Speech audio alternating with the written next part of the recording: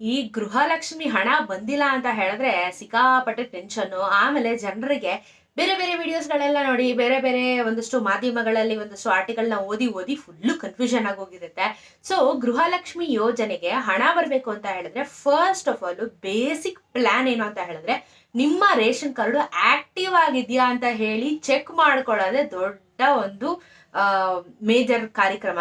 ಹಾಗೇನೆ ಎರಡನೇ ವಿಷಯ ಏನು ಅಂತ ಹೇಳಿದ್ರೆ ಆಧಾರ್ ಕಾರ್ಡು ಸೀಡಿಂಗ್ ಆಗಿದೆಯಾ ಅಂತ ಹೇಳಿ ನೋಡ್ಕೋಬೇಕು. ಮೂರನೇ ವಿಚಾರ, ನಿಮ್ಮ ಆಧಾರ್ ಕಾರ್ಡು ಈ 31ನೇ ತಾರೀಕು ಒಳಗಡೆ ನೀವು ಅಪ್ಡೇಟ್ ಮಾಡಿಲ್ಲ ಅಂತ ಹೇಳಿದ್ರೆ ಯಾವ ಕೆಲಸಗಳು ಮುಂದೆ ಹೋಗೋದಿಲ್ಲ. ಸೊ ವೆರಿ ಇಂಪಾರ್ಟೆಂಟ್ ಆಗಿರುವಂತ ವಿಡಿಯೋ. ಮತ್ತೊಮ್ಮೆ ಎಲ್ಲರಿಗೂ ನನ್ನ ಚಾನೆಲ್ಗೆ ಇನ್ಫೋ ವಿತ್ ಸ್ವಾತಿ ಚಾನೆಲ್ಗೆ ಆತ್ಮೀಯವಾದ ಸ್ವಾಗತ ಸುಸ್ವಾಗತನ ಹೇಳ್ತಾ ನಾನು ನಿಮ್ಮ ಸ್ವಾತಿ ಅಂತ ಹೇಳ್ತಾ ವಿಡಿಯೋನ ಶುರು ಮಾಡ್ತಾ ಇದ್ದೀನಿ. ಇನ್ನು ನನ್ನ ಚಾನೆಲ್ನ ಸಬ್ಸ್ಕ್ರೈಬ್ ಮಾಡಿಲ್ಲ ಅಂತ ಹೇಳಿದ್ರೆ ಸಬ್ಸ್ಕ್ರೈಬ್ ಮಾಡಿ ನಿಮ್ಮ ಬೆಂಬಲನ ತೋರಿಸಿ ಅಂತ ಹೇಳ್ತಾ ಈ ಮುಖಾಂತರ ಕೇಳ್ಕೊತಾ ಇದ್ದೀನಿ. ಸೊ ವಿಡಿಯೋನ ಶುರು ಮಾಡ್ಕೊಬಿಡೋಣ.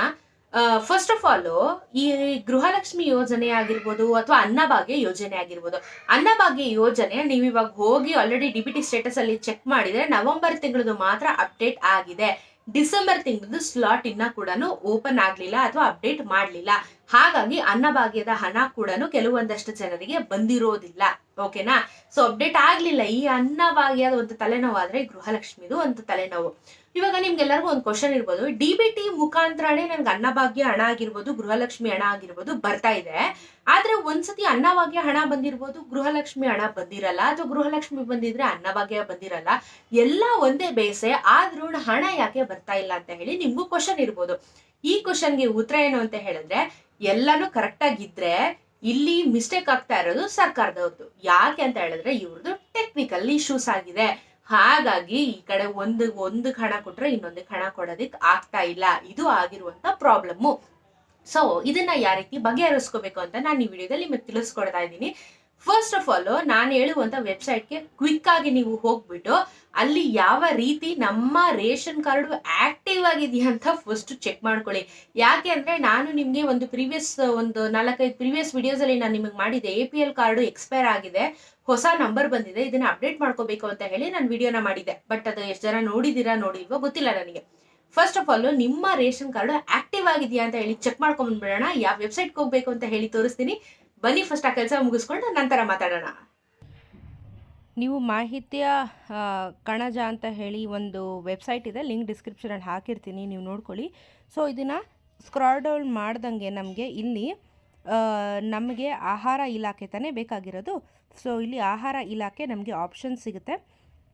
ಆಹಾರ ನಾಗರಿಕ ಸರಬರಾಜು ಮತ್ತು ಗ್ರಾಹಕರ ವ್ಯವಹಾರದ ಇಲಾಖೆ ಅಂತ ಒಂದು ಆಪ್ಷನ್ ಸಿಗುತ್ತೆ. ಇದ್ರ ಮೇಲೆ ಕ್ಲಿಕ್ ಮಾಡ್ಕೊಂಡ್ಮೇಲೆ ನಿಮಗೆ ಇಲ್ಲಿ 2 ಆಪ್ಷನ್ ತೋರಿಸುತ್ತೆ.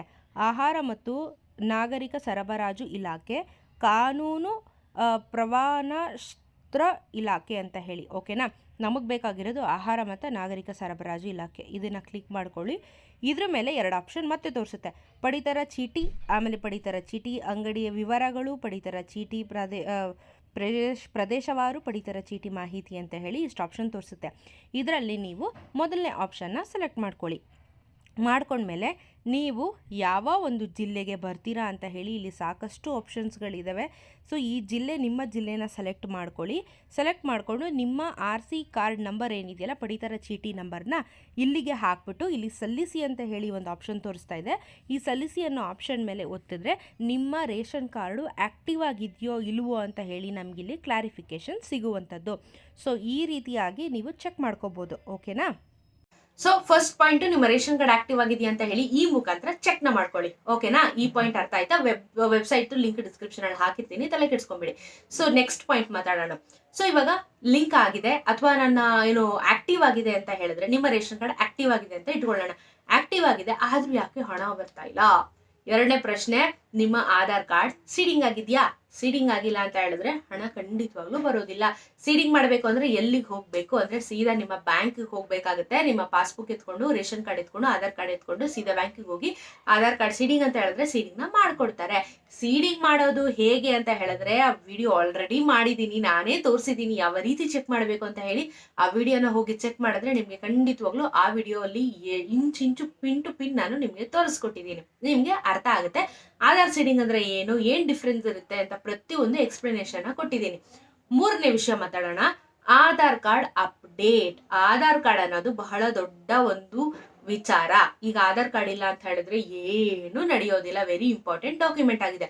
ಹಾಗಾಗಿ ಆಧಾರ್ ಕಾರ್ಡು 10 ವರ್ಷದ ಕೆಳಗೆ ಯಾರೆಲ್ಲ ಆಧಾರ್ ಕಾರ್ಡ್ಗಳನ್ನ ಮಾಡಿಸ್ಕೊಂಡಿದ್ದೀರಾ ನಿಮಗೆ ಈಗ 14/3/2024 ಅಲ್ಲಿಗೆ ಜನವರಿ, ಫೆಬ್ರವರಿ, ಮಾರ್ಚ್ 14ನೇ ತಾರೀಕು ತನಕ ನಿಮ್ಗೆ ಟೈಮ್ನ ಎಕ್ಸ್ಟೆನ್ಷನ್ ಕೊಟ್ಟಿದ್ದಾರೆ. ಸೊ ಇಫ್ ಇನ್ ಕೇಸ್ ನಿಮ್ಮ ಆಧಾರ್ ಕಾರ್ಡ್ನ ಅಪ್ಡೇಟ್ ಮಾಡಿಲ್ಲ ಅಂತ ಹೇಳಿದ್ರೆ ದಯವಿಟ್ಟು ಹೋಗಿ ಅಪ್ಡೇಟ್ ಮಾಡ್ಕೊಳ್ಳಿ. ಅಪ್ಡೇಟ್ ಮಾಡ್ಕೊಂಡಿಲ್ಲ ಅಂತ ಹೇಳಿದ್ರೆ ನಿಮ್ಗೆ ಮುಂದಿನ ದಿನಗಳಲ್ಲಿ ಯಾವುದೇ ಯೋಜನೆಗಳು ಬರೋದಿಲ್ಲ. ಹಾಗೇನೆ 14ನೇ ತಾರೀಕು ಆದ್ಮೇಲೆ ನಾನು ಮಾಡಿಸ್ಕೊಂಡಿಲ್ಲ ಅಂತ ಹೇಳಿದ್ರೆ ಏನಾಗುತ್ತೆ ಅಂದ್ರೆ 50 ರೂಪಾಯಿ ಫೈನ್ ಕಟ್ಟಬೇಕಾಗುತ್ತೆ. ಫೈನ್ ಕಟ್ಟಿ ಅಪ್ಡೇಟ್ ಮಾಡ್ಕೋಬೇಕಾಗುತ್ತೆ. As simple as it is. So ನೀವು ನಾನು ಹೇಳಿರುವಂತ ವಿಚಾರಗಳನ್ನ ಕರೆಕ್ಟಾಗಿ ಪಾಲಿಸಿ, ಕರೆಕ್ಟಾಗಿ ನಾನು ಹೇಳಿರುವಂತ ವಿಚಾರಗಳನ್ನ ಗಮನ ಇಟ್ಕೊಂಡು ಮಾಡಿದ್ರೆ ಖಂಡಿತವಾಗ್ಲೂ ನಿಮಗೆ ಗೃಹಲಕ್ಷ್ಮಿ ಹಣ ಆಗಿರ್ಬೋದು ಅಥವಾ ಅನ್ನಭಾಗ್ಯ ಹಣ ಆಗಿರ್ಬೋದು ಎಲ್ಲಾನು ಇನ್ ಟೈಮ್ಗೆ ನಿಮ್ಗೆ ಹಣ ಸಿಗುವಂತದ್ದು.